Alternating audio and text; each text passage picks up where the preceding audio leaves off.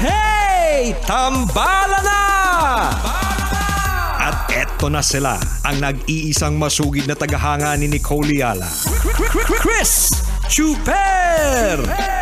Kasama ang nag-iisang die-hard fan ni Chris Chuper, Nicole Yala! Mula sa Mahiwagang Burnay, ang kwento.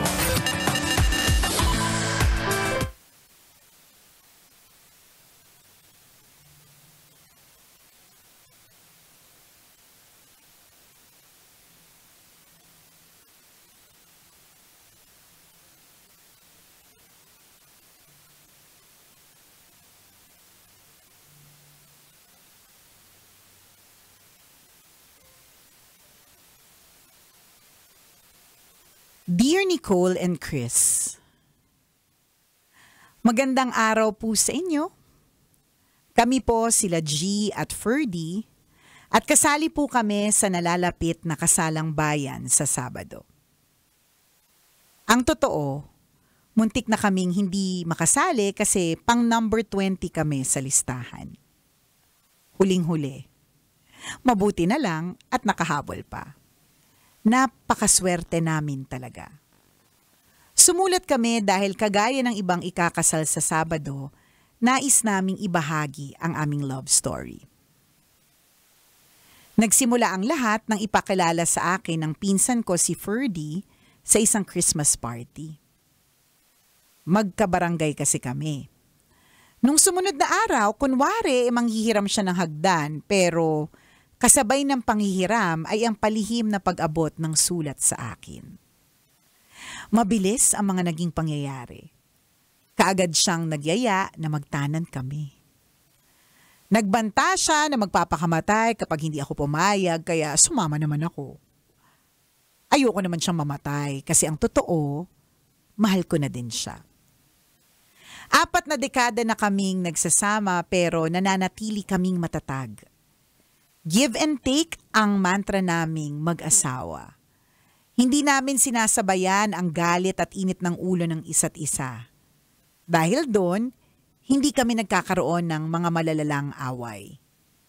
Madami na din kaming pinagdaanan sa 40 taon naming pagsasama pero kahit gaano kahirap at kasakit, nalalagpasan naming dalawa. Ang pinakamasakit, yung namatayan kami ng anak. Pinaghugutan namin ng lakas ang isa't isa. Ilang taon na ang nakakaraan simula na mangyari ang trahedya pero masakit pa rin. Madalas pa din kaming nasa sementeryo kapag nangungulila kami sa anak namin. Ang totoo tambalan, ikinasal na kami dati. Kaya lang nasunog yung simbahan at wala na kaming ebidensya ng kasal. Kaya naman, tuwang-tuwa kami dahil maikakasal kami ulit sa simbahan.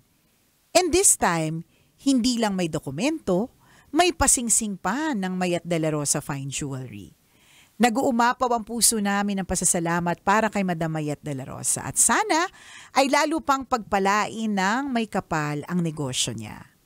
Salamat din sa Arena Plus. Lagi naming naririnig na major sponsor din sila ng nalalapit na kasalang bayan ng Tambalan.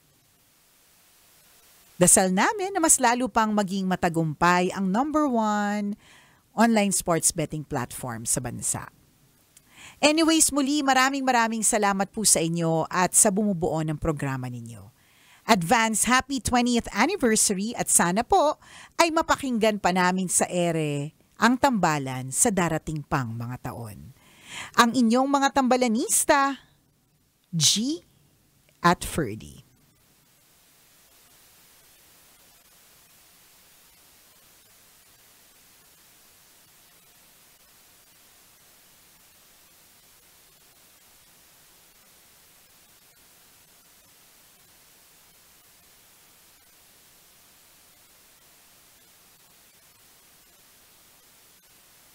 Hello, G at Ferdy. Ayan. Parang kilala ko sila. Si G at Ferdy. Oo, kainuman ko yung mga yun nakaraan. Siguro nung bata-bata pa sila, partner.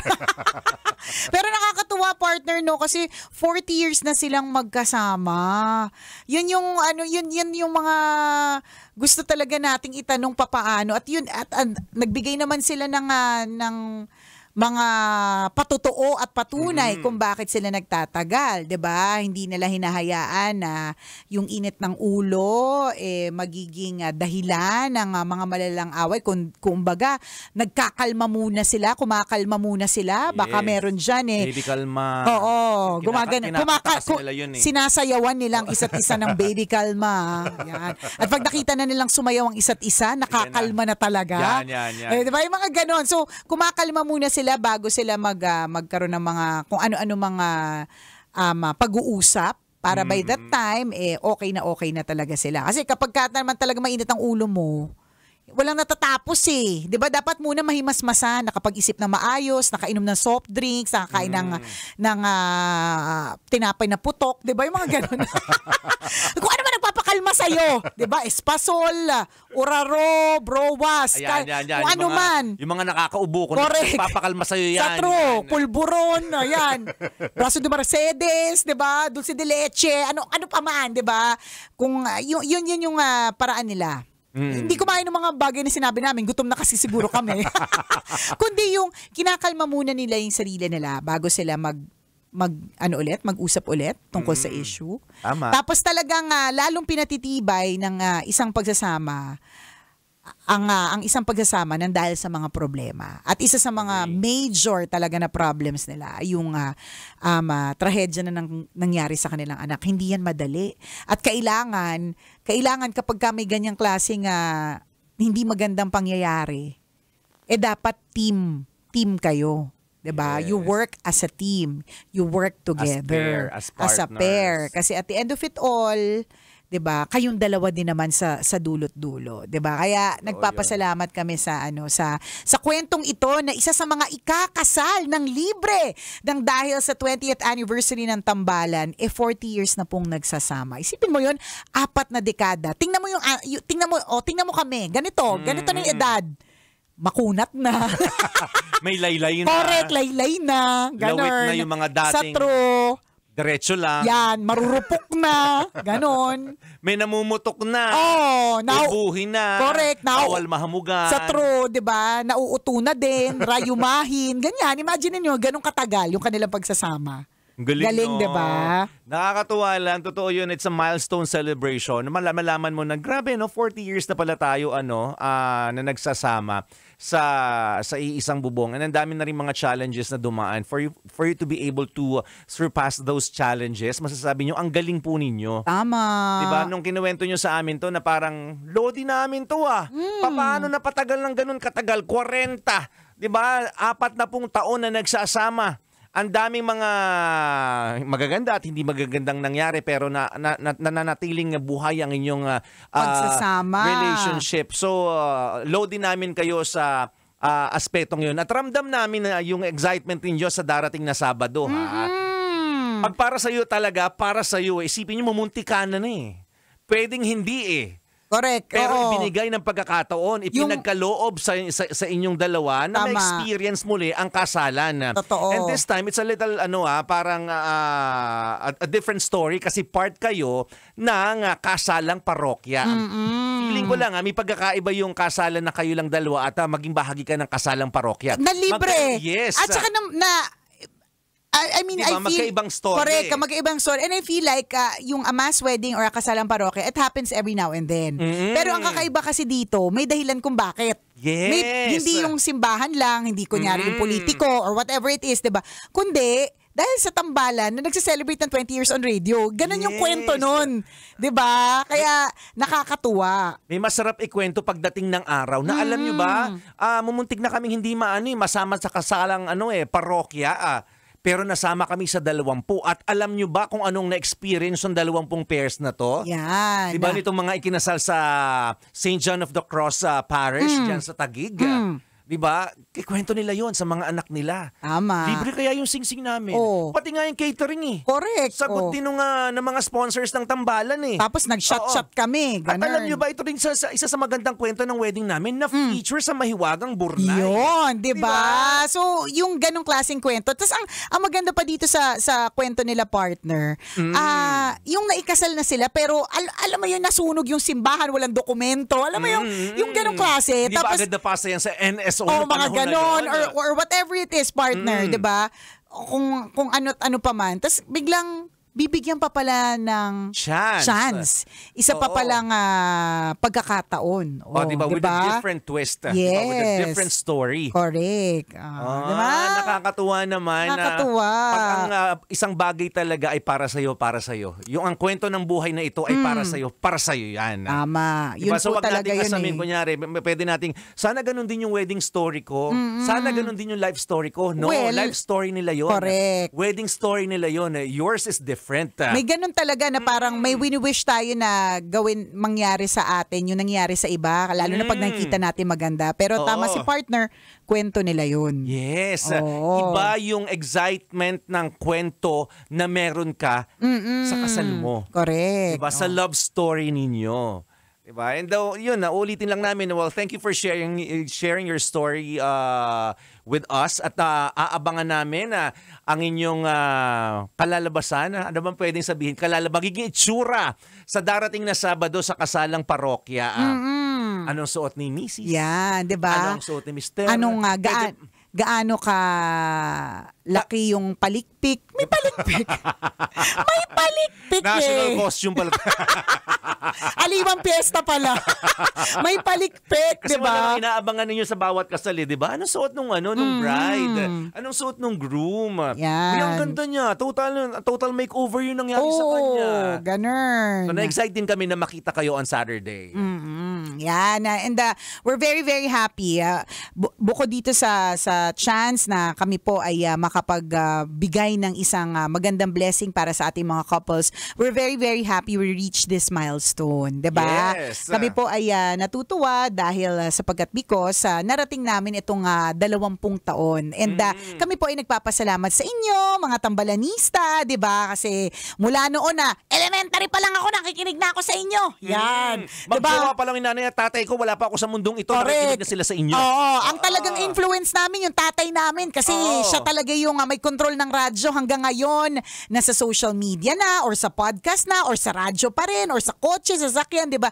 Nandyan pa rin kayo. So, we thank you ng bonggang-bonggang-bongga. Yan, Yung 40 salamat. years is half yung 20 years is half pa lang ng journey ng Correct, tambalan. Para totoo. masarap sila makausap sa Saturday. No? Tama, kausapin din natin yan. Oo. Tapos habang nag-shot po tayo, kasi merong merong shotgun may mobile bar. diba? Yan, ganon. Pag-usapan natin yung mga pagtagal. Paano po bang mga pagtatagal na magaganap? Ganon. Gusto naming malaman, habang tumatagal ba, lalong sumasarap? Ganon? Yan. Or habang tumatagal, lalong kumukunat? Ganyan. Parang pareho lang.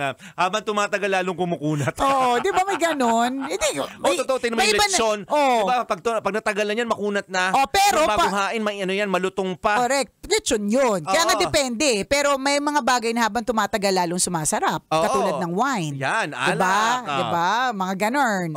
So, kausapin natin para magkaalaman. Ano ba siya? Ano ba to? Pakunat ba ito o pasarap? Ganon. Masarap pakinig kasi ng mga ganyang stories.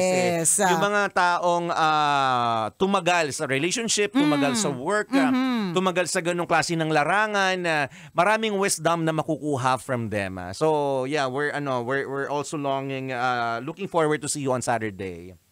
Yes. Sa kasalang parokya. And once again, maraming salamat po sa lahat ng mga kaibigan natin dyan sa St. John of the Cross Parish sa Pembo, Taguig.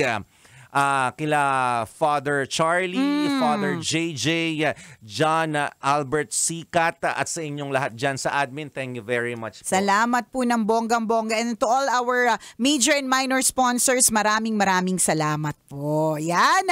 At again, dun sa lahat ng mga kabisyo nating papasukin ng pagpapakasal, hindi po siya madali. Tingnan mo naman yung eksena nitong si G at yung kanyang asawa. Yung kahapon na kwento na Mahiwagang Burnay Yes. Yung babae, yung bride ay merong colon cancer, 'di ba? Kasi maaaring parehas kayong pumasok diyan sa relationship na yan na parehas kayong very very healthy, tapos ang ending kabisyo may isa talaga na magkakasakit. So madaming unexpected na pwedeng mangyari sa isang marriage, kaya bago mo pasukin yan, siguraduhin mo muna na handa ka. Although hindi naman talaga partner mapaghahandaan talaga totally, pero dapat hindi labag sa kalooban mo, hindi napilitan ka lang, 'di ba?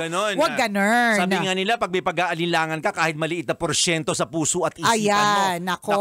Pag-isipan mong mabuti. Kaya kami, pag may nakakilala kaming ikakasal na, ang tanong lagi namin sa kanila, sure ka na ba? Ganon. Papasukin mo na ba yung masukal? Yan. Masalimuot. Maraming ano tawag dito? Maraming pagsubok. Koreka na relasyon na yan. Oh, 'di ba? Kapag ang sagot ay oo, ang sagot namin ay di wow, good luck. Hindi, kasi hindi siya madali. Masaya naman. siya, oo.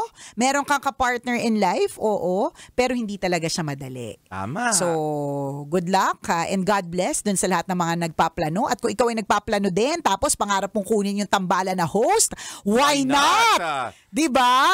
Pwede. Sa true, hindi natin tatanggihan yan, partner. Oo naman, pag ganitong nangangailangan, tatanggi ka pa ba? Oo. At dahil sa sinabi natin ganitong nangangailangan, ibig sabihin, may bayad. Wala na pong libre ngayon. Ano tiway-tiway? Walang ganun. Lahat binabayaran. Ay, nako. Best wishes sa lahat ng mga ikakasal. Thank you so much sa mga kinukuha kami as host. Doon sa mga nagpapasalamat na 20 years na tayo sa radio. Yan. At kami ay lubos na nagpapasalamat po sa inyong lahat. Kailangan pa bang i-memorize yan? Basic! Muli akong kumikinang ina mo na si Nicole Yala. At ako naman si Cambio King Chris Chuper. Na nagpapaalala, walang matatag na relasyon sa malanding may determinasyon. Yun! Kailangan pa bang i-memorize yan? Love Radio.